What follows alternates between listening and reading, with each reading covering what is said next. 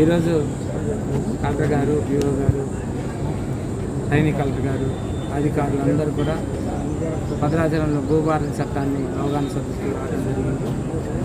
దానిలో భాగంగా ధరణిలో కొన్ని ధరణి చట్టం చేసాక ధరణిలో మార్పు ఉండేది కాదు. ఏదన్నా చిన్న ప్రాబ్లం ఏదైనా వస్తే దాన్ని మళ్ళీ మార్పు చేయడానికి అంటే మ్యుటేషన్ చేయడానికి అవకాశం ఉండేది కాదు. అది ఒక ప్రైవేట్ సంస్థ కింద ఉండేది. దాన్ని మళ్ళీ తీయాలంటే మళ్ళీ అక్కడికి వెళ్ళాలి. మళ్ళీ అక్కడికి వెళ్ళి తీయాలంటే వీళ్ళకి ఎంఆర్ఓ గారు కానీ, ఆర్డీఓ గారు కానీ, కలెక్టర్ గారు కానీ చిన్న ప్రాబ్లం ఏదైనా డిస్ట్రిబ్యూట్ వచ్చి కానీ, పేరు తేడా వచ్చినా కానీ, మన భూమిలో ఏదైనా మిస్కే అయినా కానీ, అలా మిస్సింగ్ రేట్ అయినా కానీ అలా అవి చాలా ప్రాబ్లమ్స్ ఉన్నాయి. దాన్ని ఈరోజు సవరణ చేయడానికి మన అమ్మిన భూమిని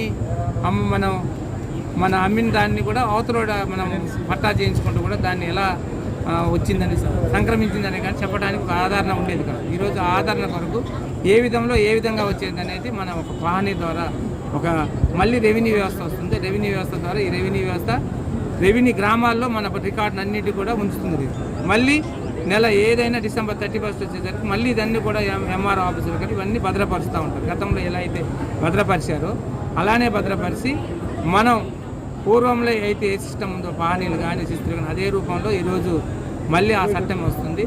ఎవరికి మన భూములకి భద్రతను కల్పిస్తుంది. భూభారతిలో మన భూములకి భద్రత కల్పిస్తుంది. ఇంతకుముందు భద్రత అనేది చాలా తక్కువగా ఉండేది. మన భూమి అనేది ఎక్కడ ఉందో తెలిసేది కాదు. కానీ ఇప్పుడు కూడా దాన్ని మన భూమి ఎక్కడైనా కావాలంటే జియో కోఆర్డినేట్ చేసి పలానా చోట నీ భూమి ఉందని ఆ భూమి మన డిజిటల్లో కొట్టంగానే మన భూమి పలానా చోట చూపిస్తుంది. దాంట్లో వ్యత్యాసం ఉంటుంది. దీంట్లో కూడా చాలా వరకు ఆక్రమణ చేసి గతంలో అమ్ముకొని వెళ్ళిపోయిన వాళ్ళు కూడా మళ్ళీ వాళ్ళకే పట్టాలు వచ్చినాయి. గతంలో సాదా బైనామాలతో కానీ ఇతరులతో కొన్న వాళ్ళకి మళ్ళీ వాళ్ళకి పట్టాలు రాలే. అవి వాటిని అన్నింటినీ సవరణ చేయడం చాలా వాళ్ళు ఇప్పుడు నవాబులు కానీ అలా పెద్ద వీళ్ళంతా బాగా ఇక్కడ మున్సబ్బులు అని ఉండేవాళ్ళు. ఆ మున్సబ్బులంతా అమ్మి చాలా దూరం వెళ్ళిపోయారు. వాళ్ళ కోపాదలంతా చనిపోయారు. అతని పేరు మీద భూమిని మన మీదికి మనం మధ్యలో ఇక్కడ కొన్న వాళ్ళని దాన్ని మార్పు చేయడానికి వీళ్ళకి ఎటువంటి అవకాశం ఉండేది కాదు. మళ్ళీ పట్టా ఏమైంది, ఆ మున్సబ్బు గారి పేరు కింద ఆ పటేల్ గారి పేరు మీద వెళ్ళిపోయారు. దాన్ని మార్చడానికి చాలా అవస్థపడేవాళ్ళు.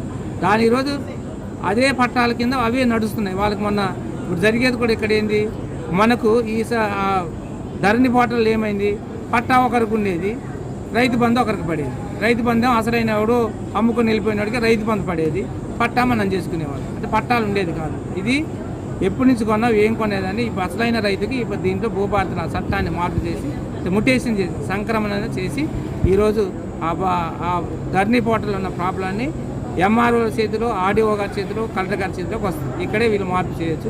ఎంక్వైరీ చేసి మీకేంటంటే ఈ నిజంగా కాదని లోకల్ ఒక గ్రామ కమిటీ చేసి ఈరోజు మనం ఏదైనా గ్రామ సదస్సులు ఎలా ఉన్నాయి ఆ గ్రామ సదస్సులో ఈయన ఎప్పటి నుంచి ఉన్న డేట్ అనే ఒక నిర్ధారణ చేసి ఆయనకి ఆ పట్టా ఇస్తారు. దీనికి దీనికి ఇదే తేడా. Thank you.